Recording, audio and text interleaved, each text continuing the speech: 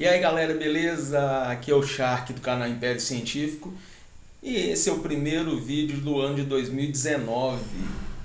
E o tema desse também não tem tema específico, é mais um vídeo de opinião, tá bom? Então roda a vinheta.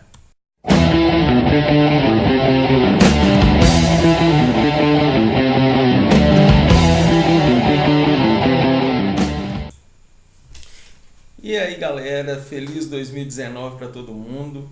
Primeiramente desculpa porque eu demorei a postar vídeo desde o último do ano passado, mas é que eu estava viajando e aí acabou que toda vez que eu ia postar um vídeo aconteceu um imprevisto, eu não conseguia postar. Mas pra vocês terem ideia, eu fiz 3 roteiros e não consegui falar de nenhum desses roteiros. Eu vou comentar um pouquinho bem rápido, falar sobre o que eles eram e não falando qual que é qual, só os temas. Eu achei que eu ia iniciar esse vídeo aqui com o roteiro de fisiologia humana, mas infelizmente vou deixar ele para mais para frente um pouco, que eu vou dar mais uma atualizada no conteúdo, tentar melhorar um pouco mais o roteiro, porque é um tema bem delicado e complexo para poder passar para outras pessoas. Então vou dar uma caprichada nele antes de eu começar a liberar essa série. No mais, eu ia falar sobre um pouco sobre inclusão de surdos por causa do discurso presidencial com a primeira dama, que foi feito em Libras. Aí depois eu pensei em fazer um outro comentando aquela afirmação da Damares lá que menino veste azul e menina veste rosa, acabou que também não consegui fazer e incluir esses dois. Eram 2 roteiros diferentes, mas eu incluí numa coisa só, que é sobre inclusão e preconceito, mas infelizmente não deu para fazer.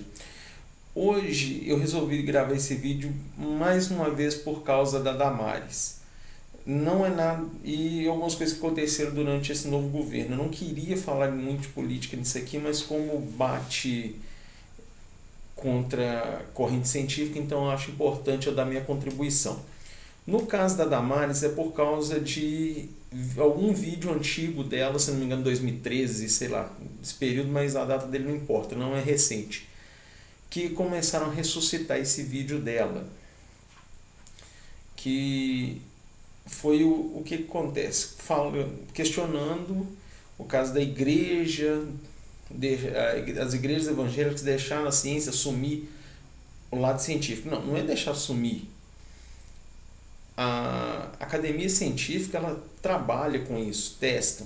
O problema é que essas pessoas que são muito fundamentalistas, desculpa gente, essa palavra é difícil, eles procuram colocar opinião pessoal em cima de questões corroboradas, que estava tratando sobre ensinar biologia e ciência da forma que realmente é ensinada nas escolas, que aí bate com um decreto antigo lá, se eu não me engano, do Marco Feliciano, que ele queria colocar aula de criacionismo no mesmo patamar que as aulas de ciência e biologia dentro do conteúdo de ciência e biologia. Lembrando que é uma fala que eu falo para todo mundo, principalmente os estudantes que estão iniciando a faculdade, que não, independente se você é religioso ou não, se você acredita em Deus ou não, independente de que religião você siga, ciência e religião elas têm que ficar em sacolas separadas. Uma não pode misturar com a outra porque tem ideias divergentes. O caso de pegando a igreja, a religião, isso é fé. Fé você acredita sem comprovar, sem ver. Ciência não. Você não tem que acreditar, você tem que comprovar e aceitar aquela hipótese que foi comprovada. Tá bom? É o caso que eles falam nesse vídeo da Damares que ressuscitou. Inclusive, se eu não me engano, eu não sei se era entrevistadora, que eu só vi um trecho desse vídeo. Ou era só uma companheira dela falando da teoria das evoluções das espécies do Charles Darwin e Wallace. É só uma teoria. Não, não é só uma teoria. Teoria científica não é uma conjectura. Conjectura é palpite, é uma coisa que você afirma sem ter comprovado, sem ter confirmado. E eu acho que eu já falei isso em outros vídeos, teoria científica não é uma conjectura. É você pegar uma ideia, que ela vai ser uma hipótese, você criar um método de estudo para aquilo, para você poder avaliar se aquela hipótese é válida ou não. Às vezes você vai descobrir uma coisa por base daquela hipótese que não é nem o que você queria descobrir, mas é uma informação importante. Então, a teoria científica é aquela hipótese que conseguiu chegar no nível mais alto possível. Ela é absoluta? Não, ela não é absoluta. Vou dar um exemplo disso. Newton, tem lá a mecânica newtoniana.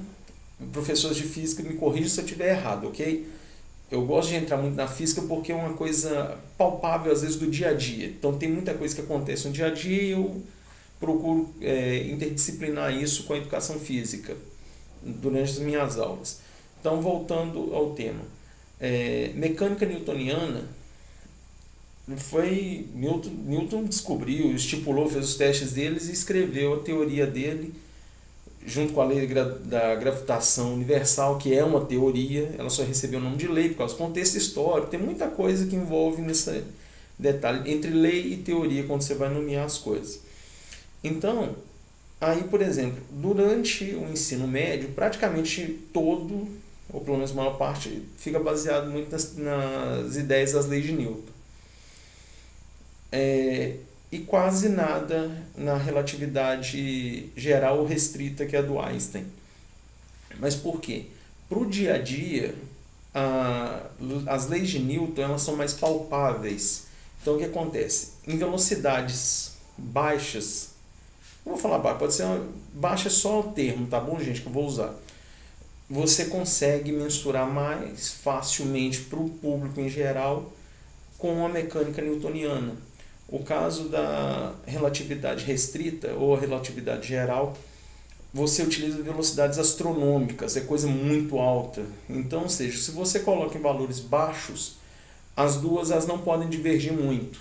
Então, ou seja, a diferença é irrisória para coisa pequena. Agora, quando você pega grandes velocidades, baseado tudo em velocidade da luz, tantos por cento da velocidade da luz, então começa a divergir nesse ponto os valores. Então, ou seja, para quem trabalha com física espacial ou nuclear, então esses valores eles fazem muita diferença. O negócio, sei lá, vou pegar um pedaço de engenharia, arquitetura. Às vezes eles podem ter uma margem de erro de 5%. Aí no projeto final deles isso não vai fazer muita diferença, mas para as questões de física, e isso, dependendo da situação, esses 5% faz muita diferença, dá uma diferença gigantesca. É igual o caso da física quântica.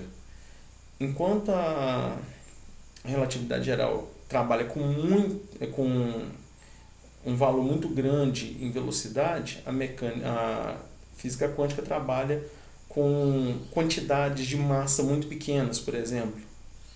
Entendeu? Então, uma não descarta a outra. Os valores têm que se aproximar, eles têm que se bater. E em qualquer lugar do mundo que você for pegar um valor desse, uma teoria, uma hipótese baseada nessas leis, nessas outras teorias, ela tem que bater. Qualquer um no mundo inteiro tem que conseguir fazer esses testes. É assim que a ciência trabalha. Por exemplo, meu último trabalho científico. Assim que eu puder divulgar ele, que eu preciso ter umas pendências ainda para poder liberar o conteúdo com o comitê de ética, essas coisas. Então, assim que tiver ok, eu comento dele aqui com vocês. Aparentemente, eu sou o único que resolvi juntar as variáveis que eu trabalhei em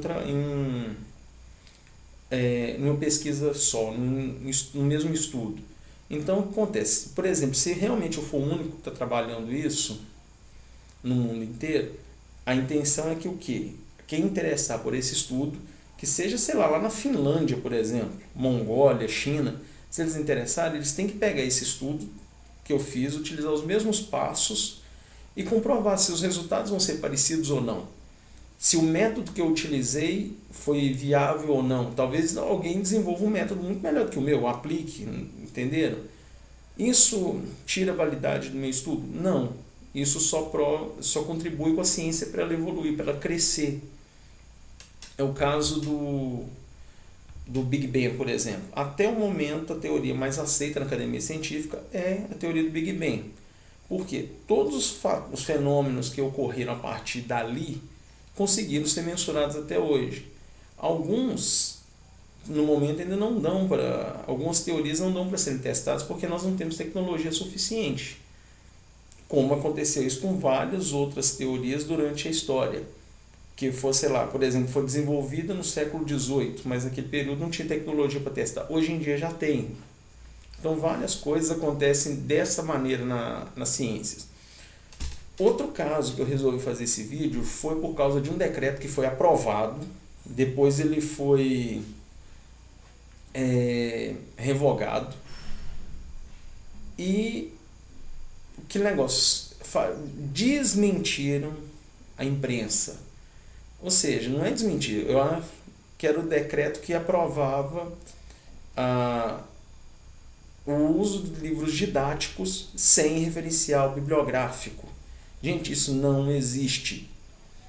Quando você vai tratar de conteúdo científico, ele tem que ter referencial bibliográfico.